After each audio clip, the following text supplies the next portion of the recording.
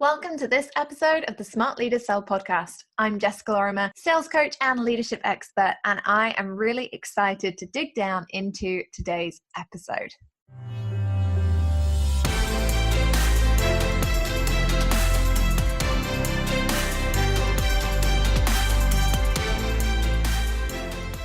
Okay guys, so I am super excited to introduce the lovely Mariah Coz to the Smart Leaders Sell podcast today. Welcome, Mariah. Hi, thank you so much for having me. I'm so excited to be here today. I just can't wait for this because we've just had a little pre-confab before we started recording, and we both kind of had this mutual, oh my God, selling is amazing. Yay, more people should do it kind of moment. So tell people who you are and what you do, because your company growth has been exponential. Yeah, so my name is Mariah, and the main things that we do with our clients, the main things that we help people with is course creation, launching their online courses, creating really high converting webinars, and then building out their evergreen funnel system. So kind of in that order, creating a course, launching a course, really getting really good at webinars, and then from there being able to create an evergreen funnel system to sell your courses on autopilot. So we kind of take people from the beginning of online course business model all the way through to scaling it up through evergreen automations. And I think that's kind of, my passion isn't just the one hit wonder, oh, you had one good launch. We're really all about the whole ecosystem of the online course business model. And I was just going to say, I love that word ecosystem, because that means there's actually a strategy in place, right? It means that it's not just a case of, hey, spray and pray, I have a webinar, maybe you should come, buy a thing, and then never do it again. Like, ecosystem signifies that there is actually a process in place for this working on evergreen. Yeah, and the thing is that there's so many different pieces, and it's not just about, mastering each one individually or just being good at one of them. It's really about how they interact with each other and how your launches feed into your evergreen, how, your webinar system works with your evergreen system, how you kind of use all the different pieces together, like you said, in the ecosystem, so that they're all integrated and interacting with each other in the right way. And that's what really creates like the sort of like flywheel of momentum in a business like that, where you can really start to grow consistently month to month, instead of, what we hate to see is people just kind of living like launch to launch and just having these like really, like, it looks like an actual roller coaster, right? Like ups and downs and ups and downs. So we don't want any of our clients to get stuck there. And a lot of people, I know that we're going to be talking about, you in this series are talking about different business models and how there's so many different ways, to get to that first six-figure mark, whether you're coaching or doing services or consulting. For us, it's online courses. And this is just, we don't want to see you get there by like this feast or famine. We want to see you get there really steadily. So yeah, that's what we do with our clients. Our main focus for the past year has been our accelerator program, which is really the culmination of all of those, that whole ecosystem of the online course business model. Like I said, not just that sort of one hit wonder. And, it's sad, but sometimes you see people, they have one big launch and then they can never replicate it. They don't know why it worked. They can't keep it going. So we really focus on the whole system. So I really like that, because it's, for me, when it comes to sales, there are only like 5 elements that somebody needs to have a really good sales process. They need to have clarity on who they're selling to and what they're selling. They need a super strong message that identifies them in the market and polarizes their audience so that they attract the best and repel the rest. Yep. Quote Chris Ducker, I love you. Then obviously they need to have a great offer that is immediately sellable, something their audience actually wants and is something that they struggle with and have a pain point from. They need decent sales skills, and then they need automation. And that's it, like from A to Z for me of selling. So you do this amazing thing where you turn people from basically feast or famine. Okay, you might be selling one-to-one or, even one-to-many, but on this, I want to say sporadic level. Like what we're often taught in the online space is launch a program, never launch it again. Instead of being like, launch a program, program, tweak it, launch it again, and make it more efficient. And instead, what you're helping people do is effectively become more efficient with their businesses from the get-go. Yeah. And it's like you said, sometimes people come in and already, they're either working one-on-one with, coaching clients or consulting or even services, they're freelancing. We have plenty of clients who have either like e-commerce businesses and they want to introduce an educational side. So like one of our clients sells hair extensions, like the physical products, but she realized that there's a huge need for people to need the training in order to learn how to install them. So she created this course and then inserts that into her e-commerce funnels, and that works really well. So it's kind of this thing of like, some of our clients have brick and mortar businesses, local, in-person, physical locations, but then you're really limited to your, actual town or city. So, they want to add this sort of level of having an online side of their existing business. So it's like you said, it's kind of taking wherever you're at, if you're doing one-on-one, if you're doing local stuff, if you're doing e-commerce, and understanding that there's probably a piece of the puzzle that will fit in with online courses as well. I love that. So how did you fall into this like course space? Because courses for me became really popular, I don't know, 3 years ago. That's when I first saw everybody and their dog trying to create a course. And honestly, coming from corporate and having taken all these courses, I was in some cases really impressed and really surprised by the amazing content going out there and people going out and selling these things.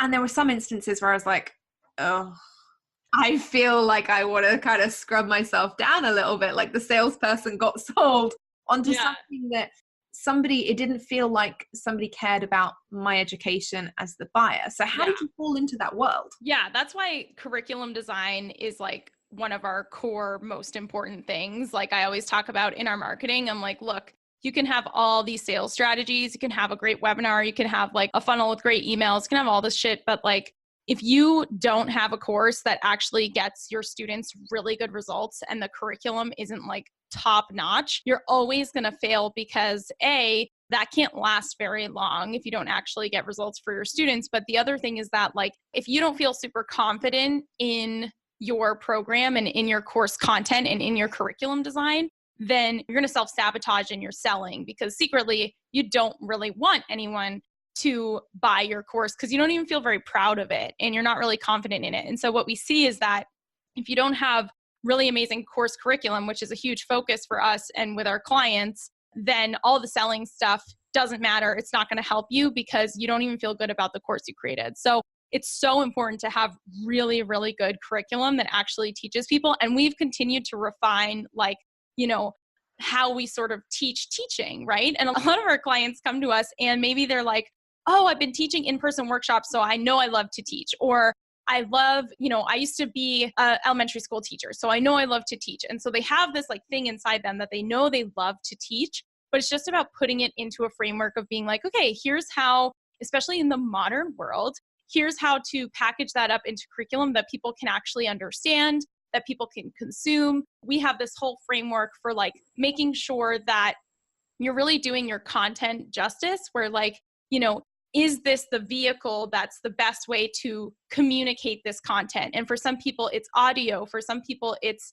text, for some people it's video, for some people it's diagrams and content illustrations. It just kind of depends on the content and also the person and their delivery style. So we have like a whole framework for like creating your curriculum and actually creating content that like is understandable for the end user so that they can comprehend and then get results and take action. And in terms of my background, I have a very like, there's plenty of people who are like, oh, I have like a PhD in teaching. And I'm like, okay, that's awesome. That's like not me. My background is that I always went to very experimental and progressive schools my whole life. And so ever since I was like a very little kid, since I was like 5 years old, I was in these schools that were very experimental, where it was completely self-directed and completely self-designed curriculum, even at that young age. So, at 6 years old, I'm designing my curriculum for the year, being like, I'm going to study butterflies and I'm going to read all these books and I'm going to raise butterflies and that's how I'm going to learn about it. And it was all just very self-directed and totally like design your own curriculum type schools. And I continued throughout my life to go to schools like that, where it was completely like self-motivated, like you have to design your own curriculum. And so since I was, at that young age all the way up and through college, where I tried to go to regular college, dropped out of regular college, and then ended up going to another experimental school where, again, it was just like design your own curriculum. You have to come up with what books are you going to read? What are your activities and how are you going to learn this stuff? How are you going to implement it? What projects are you going to do to really like make sure that you're understanding this curriculum that you've created for yourself? And so I've just always, my whole life, been designing curriculum, usually for myself, because those were the types of like self-directed schools that I was going to. And so when it came to online courses, it was just like a really natural, like, oh, this is of course how I would like organize information. And this is of course what I would do is like create a curriculum around this. That's awesome. And I'm also really jealous because I'm an army brat. I went to 16 different schools and nowhere were they like, hey, Jess, want to raise butterflies? Yeah. Want to write about whatever you want? Everyone was all like, no, like, let's do a language, let's do the science. I think that's really cool. And I think it's really important, you know, what you're saying there about actually understanding the importance of putting together a curriculum that works for the user, but also how we learn, how we retain that information. Like going to those schools taught you how to put together a curriculum that explained things in bite-sized chunks and gave you different ways and abilities to learn and retain that information. Mm-hmm. Whereas I think what we're seeing a massive rise of, and again, this is one of the things that contributes to this, you must aim for 6 figures and there's only one way to do it, is okay, you have a 12-week course and you will have 12 modules and module 1 will be module 2 will be build your website. And I think, you know, that it doesn't work for the majority of people. It does set them up to fail because not everybody can cope with doing one massive module, you know, if we're talking about website building in a week. That's just not feasible for the majority of people. Totally. And that's why like we have such a focus on like customizing your whole, the way you think about online course curriculum is completely wrong, right? Like the way people think about, oh, it has to be 8 modules and every module is a week and there's this, and a course means 8 modules of slide presentations recorded over videos. And I'm like, we have clients whose courses are like audio meditations and poetry and print out posters that you like put on your walls and like look at. Like some of our clients, their courses are just like, you know, audio and photographs or just workbooks and journaling prompts. It really depends. Some of them are just like diagrams and screenshots, you know, because that's the best way for them to actually get across the information. It's all about like, you have to connect the delivery of your content to the actual course. Like, what is the topic of this course? You can't just shoehorn your content into this structured format that everyone follows. It usually doesn't work. And if you have resistance to creating your course content, it's because you're just in the wrong format, right, for you. So if you're like, oh, I really don't want to sit down and make that module, or if you're like, oh, I hate creating course content, then you're just not in the right format for you, because really it should flow and be really fun and feel really exciting if you're doing it in a format that feels easy and natural to you. And I like that because I'm going to segue, guys, did you see how I did this? Into the sales part, which is if you are feeling resistance towards something, you're not going to sell it. And like you were saying earlier, you will self-sabotage, you will stop yourself going out and selling it. And ultimately it won't be as successful as you wanted it to be. So before we jumped on, we were talking and you were saying how you actually really like sales. Has that been something that is the case right from the beginning of your business, or is it more of a learned behavior, I guess? I always love sales. I'm like one of those like natural born marketers that's just like, it comes so naturally to me. I didn't understand that I had a special skill in terms of marketing and writing copy and selling and presenting and being really good at like, you know, speaking and selling on stage or selling on a webinar. Like I didn't understand that that was a special skill. I thought that I just, you know, when I first started my business, I was like, oh, this is the easy part. This is like the fun. And this is like, you know, everyone could do this. Everyone can write amazing copy. Everyone can sell like a motherfucker. Like that's just like the easy thing. But then I realized like, no, that's actually like a really valuable skill, but it comes really naturally to me. And I think it's just like I think like at the core of it, it is my enthusiasm and my like just so deeply confident in the products that we provide and the insane value. Like I just know that you're getting 10 times the amount of value that you're paying for when you buy one of our programs. And I just know that so deeply. And I'm so confident in the value we provide and what we do for our students and clients that I don't have, I don't I don't feel like, oh gosh, selling is so icky or selling is so hard. I just feel like I'm doing the world a great service by making sure that they can access and purchase my programs. And I think when you know that what you sell is really, really, really helps people, which I know that what we sell is genuinely so helpful for people, then all that sort of fear of selling melts away. And I think it's really interesting. So I was watching Wolf of Wall Street last night, and in my opinion, it's one of the best films that you can watch if you want to learn about sales. Now, obviously, we all understand Jordan Belfort did a few bad things, and we're not going to go into that. But the reality was he was a natural salesperson. And when you watch that film and when you look at the pitches that he makes on that film, you understand that it was his enthusiasm. Now, okay, he had many of the wrong drivers, primarily just about his own need for cash and things like that. But actually, it's his enthusiasm and his passion that is the bit that comes across to the customers. When you're watching those sales calls, that's what it is that makes him stand out. It's, oh my goodness, if I buy from this guy, I'm totally on board with what's going to happen and my stocks are going to go through the roof and I am buying into a solid company.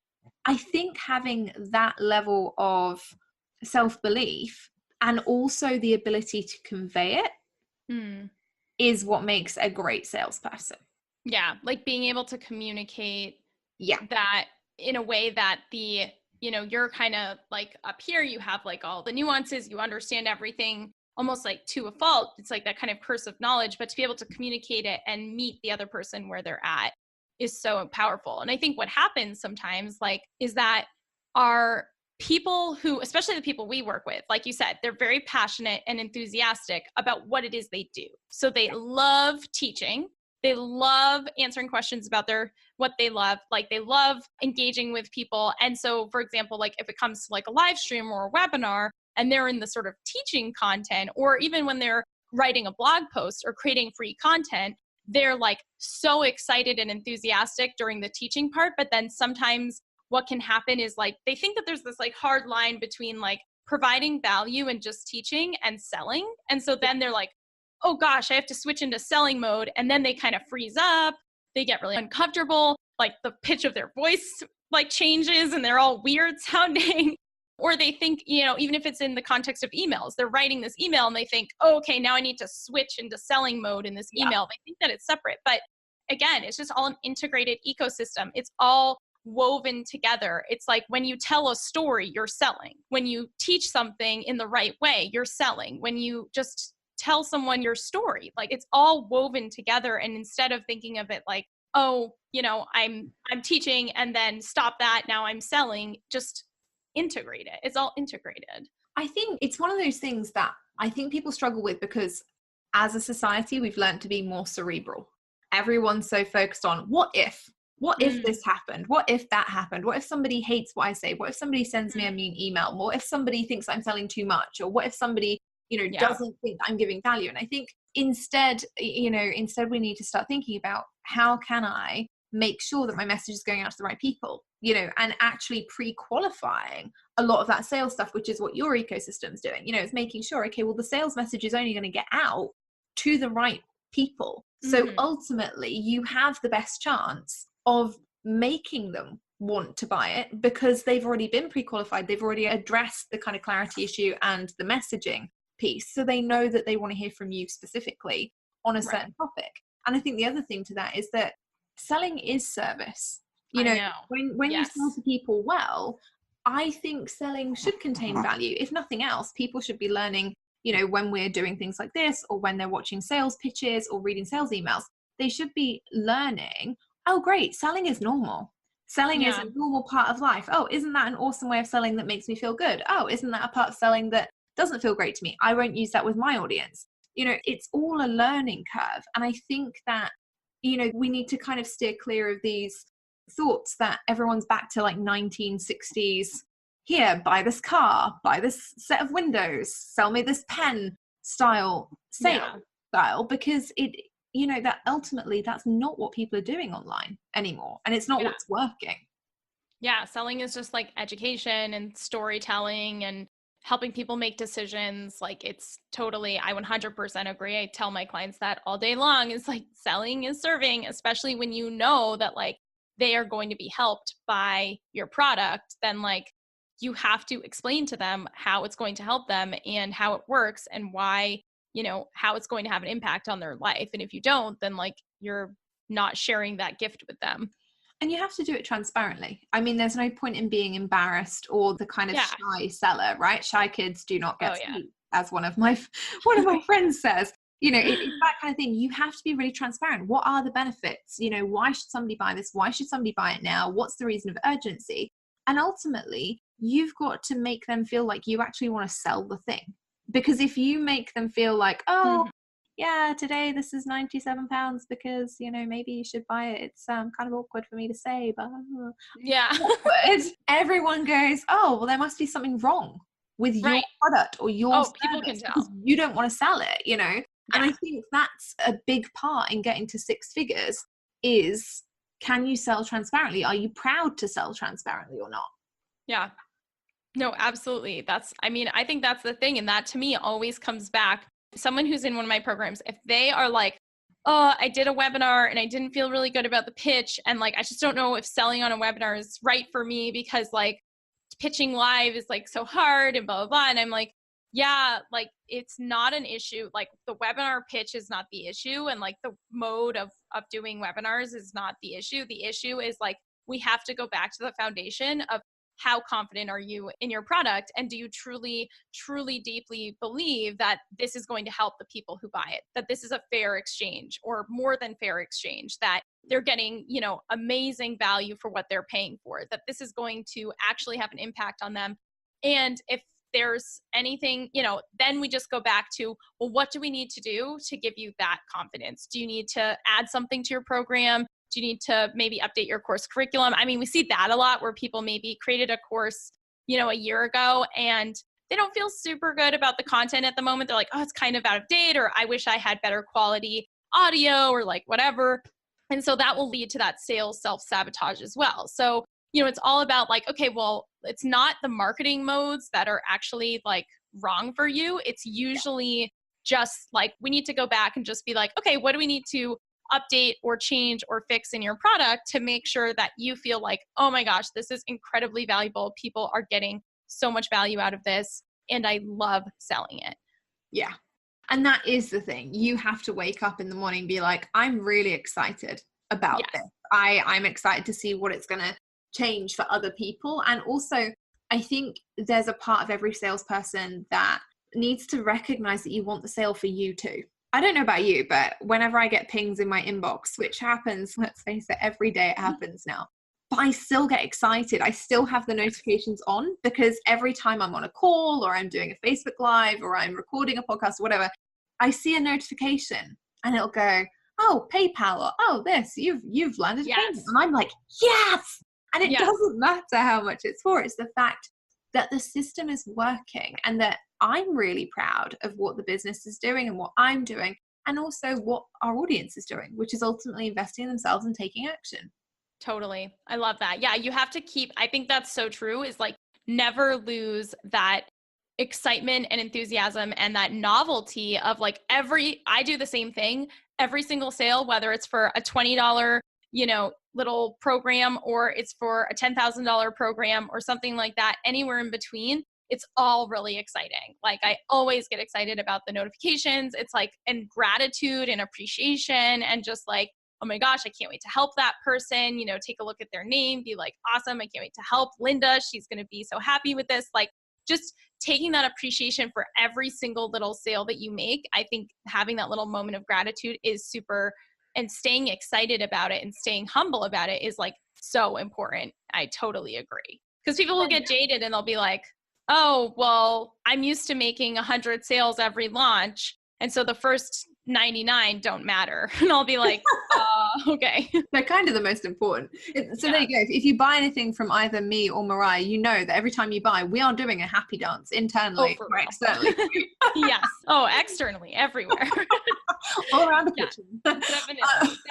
So let's talk about this six figures thing, because it's come up a lot in the last couple of years. And I think sometimes six-figure marketing is great and it's done really well and it's inspirational and it gives people a goal and it can really motivate people to want a bigger goal and do something different for themselves. But also on the flip side, I see a lot of people marketing six figures and not really knowing what's perhaps behind that curtain, because over the last couple of years, we've had a rise of what I call baby business coaches who have been, they've come from other industries and they've gone to a business coach, and the business coach has been like, oh yeah, you can't make money in the health industry. You can't make money in the relationship industry. No, be a business coach. Exactly. Okay. And so they've kind of ended up in that space where they've become a business coach and they're selling business coaches to other business coaches to be business coaches. And we've ended up with this weird like six-figure pyramid scheme where not many people are actually hitting the goal. So what does it take, in your opinion, to make six figures? Yeah. So, and I think I'll start by just saying, like, I think that number is just super arbitrary. Like, I don't think that is really actually a lot of people's goals. I think that they have just adopted like a goal that they thought, I'll have someone be like, I want to hit the six-figure mark or even the seven-figure mark. And I'll be like, great. Like, what are the plans for that $100,000? What are you going to spend it on? Or what do you need that for? Like, is that to, buy a car? Is that to go on vacation with your family? Like, what does that mean to you? And if they don't have the answer, then I know that they're going to struggle more than necessary to get there, because money needs a place to go, right? So money needs a purpose and it needs a place to go. So if you set a goal to hit six figures and it's arbitrary and you haven't written down exactly what that money is for or what it's going to be used to do, like, is it going to pay off your mortgage? It's something that's actually meaningful to you. I mean, for a lot of our clients, it's like they either want to, contribute more to charity or, to their church, or they want to, set up a dog sanctuary, like something like that. So what does that money actually mean to you? And so to me, it's like, I think that the six-figure mark for a lot of people is not their actual goal. And if they sat down and did the math, they might find, oh, I really just need to make like $80,000 a year, and that would cover like more than enough. Or, oh, I need to make $200,000 a year because like that's actually what I need to make the change I want to make. So I think that picking a number that's real for you and actually like you've taken the time to write down what you're going to use that money for is really important. And then from there, what we've seen in terms of, and we've helped tons of our clients get to the six-figure mark starting from zero.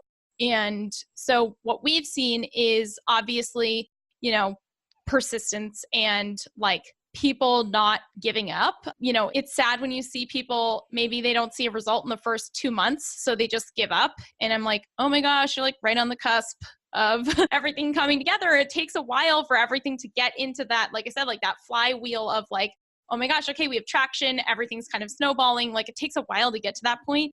And people will kind of give up right before they're about to really be able to see that change. So it's, what we see for people who do successfully hit that six-figure mark is the persistence. They don't give up after the first couple months because they're like, oh, I was looking for a quick fix and this didn't work. Like, okay, well, nothing's going to work for you then. Try to think of what else. Okay, so one of the things that I also don't like, and so what our clients don't have, our most successful clients don't have any sense of entitlement, which is like, I deserve to make six figures, or I deserve to have X number of launch, or I deserve this. It's just getting rid of your ego. You can't have any entitlement. You're not entitled to have a good launch. You're not entitled to make X number of dollars. Like, no one owes you anything. You have to fucking earn it. So it's just a sense of like, some of our best clients who we've helped get into the multiple $500,000 to $800,000 range in the last year, they just have this, they have no entitlement, and they're grateful for every single sale. Like you said, every single $100, $200 sale that comes in, they're so excited. They are like just delightfully, almost like pleasantly surprised. Like we have clients who will have a multiple six-figure launch and be like, wow, like I didn't expect that. I'm just so pleasantly surprised, as opposed to the people who are like, oh, I only had a six-figure launch. I wanted it to be 200,000, not 100,000. And then they're pissed. And I'm like, you are never going to be successful. I mean, you are successful in that certain sense, but like, you're just always going to feel this struggle because you don't have gratitude. You just like have this entitlement that doesn't get you anywhere. And also you're always looking for the negatives. Like I've had some really, really successful launches over the course of the last 4 years, and my business is in a really fortunate place. But I don't wake up with every launch and being like, oh, cool, well, this is just going to make 250K off the bat. Right. Because it just will. And it's even when you have predictable revenue streams, you can't do that. You've still got to watch the data. You've got to look at the metrics. You've got to understand, okay, is this going well? Do I need to tweak anything? Is there anything that I can change? Can I make it better? Even through the launch. And I think, you know, when you get to the end of the launch, no matter how much you make, you have to look and go, oh, wow, however many people put their trust in me to deliver a great experience at that next stage. Isn't that awesome? Rather than going, okay, well, there are 7.2 billion people in the world and, you know, 7.199999 didn't put their faith in me to deliver the course. I think, you know, we're so programmed to look at, oh, well, I wanted to do this and it didn't happen, and we're always looking for a way to be critical. The reality is, if people aren't buying from you, you did something wrong. Like end of conversation. People buy from people. And if you cannot be a human being and you cannot look at your sales process in that way and build that relationship and have somebody enjoy it, that's where your problem is. Not with your product, not with your webinar. Are you being a human? Yeah. And that's the thing, is you have to get out of your own way. Stop, like you said, stop being so like cerebral, overthinking, overanalyzing, get out there and sell, hustle a little bit. I mean, getting to that first 6 figures, it is doing things that don't necessarily scale, right? Like it's doing more live webinars before you've gotten to the point where you can really effectively have an evergreen funnel. It's doing, you know, live stuff and promotions and joint ventures and, you know, things like that while you're kind of getting your footing before you can really go all in on like automation and scaling and that kind of stuff. And I think maybe some people from day one, I mean, yeah, I want you to design your business with the end in mind. I wouldn't say, if you want a course business, I wouldn't say, oh, well, you should start a one-on-one coaching business, because then you're just going to have to change your whole business model anyway, which I don't recommend. So it's like, you should start with that end in mind, but at the same time, understand that like that first year, if you're trying to get to that mark, it's going to be, you know, it's going to be trying different things. It's going to be seeing what works for your audience. It's going to be open to experimentation, doing things that make you uncomfortable. I mean, I can't tell you how many people like with evergreen funnels, they just have so much mindset baggage around evergreen because it's not as much work, and people who are used to hustling, they have a really hard time letting go of like that feeling of I worked so hard to earn the sale. And so when you're going evergreen, it's like, get out of your own way. You have to be willing to let go of the mindset baggage. You have to be willing to stop self-sabotage and like just let it work. Let the process work. I completely agree. And I think as well, if you're going to set a goal, like you were talking about earlier, and you're not setting an arbitrary number, you're setting like a 100K goal or a 250K goal, whatever your goal is, you have to accept that it's going to take time. Richard Branson did not build a business in 6 months. So, you know, whilst there are a bunch of people who have made money in a really short space of time, the majority of long-term sustainable businesses, they've had to build on their successes. And those successes haven't started at, great, we had a 100K launch straight away, straight out the bat, didn't do anything before that, but here we go, we've made this money, so the next launch is going to be 200 and so forth. You know, people have to work, you have to build from where you are and from where you want to be, not building your business from where you want to be and not recognizing where you are. I think you've got to weigh those things up. Totally. And like ROI is a long game, right? So you have to be in it and be like, I understand, like you said, that this could take 6 months to start seeing traction. Not even like, oh, I'm going to blow up in 6 months, everything's going to be perfect, but like to start seeing traction, to get it right, to get my messaging right, to get clarity on who my actual audience is. Maybe you need to pivot a few times. I mean, that's what I mean when I say like people give up after, you know, a month or two. And I'm like, you know, you're not good luck with trying any time. It's like that Napoleon Hill story of the guy who's like mining for gold or whatever, and he just gives up and sells the ground for like a penny. And then this other guy comes along and it's like 2 meters, and all he would have had to do was dig another 2 meters, but people don't, you know.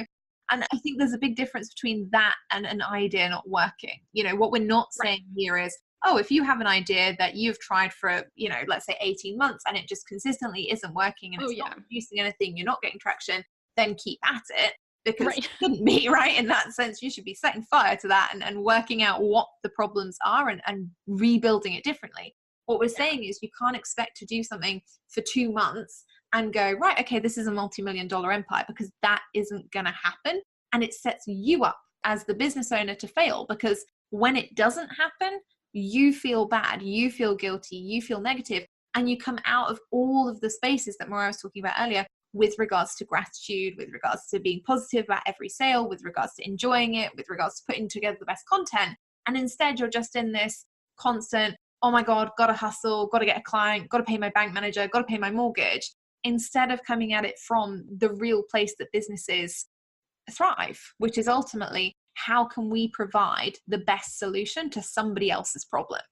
Yep, absolutely. Yeah, it's just coming from that place of like your launch or your business or like your sales are not about you. And like it's about like, I don't fucking care what you want or what you need, or like you as the business owner, like your hopes and dreams are irrelevant when you're selling a solution to people's problems or you're helping people in their life. Like, it's not like, oh, I really wanted to like buy this car, after this launch. And it's like, that's not the place to come from. Like, you can't come at it from that place. You have to come at it from the place of like, how many, it's like I said, I look at the name of every single person that buys any of our products every day.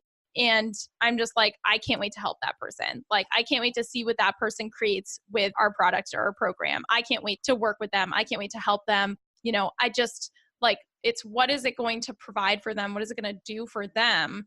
Yeah, you can't really come at it from this place of like, oh, but I wanted blah, blah, blah. And it's like, okay. Get a GoFundMe account. Like, go fund my new Porsche. Yeah, for real. I know. It's maybe we'll stick that in the show notes. If anyone wants to put a link in there, go for it.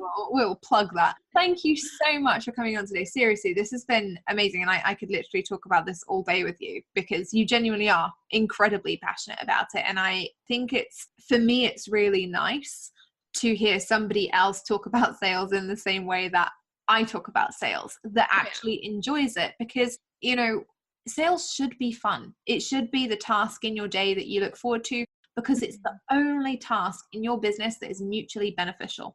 Sales benefits you as the business owner, and it benefits your audience because it gives them something that they can take action on that is genuinely going to change their lives.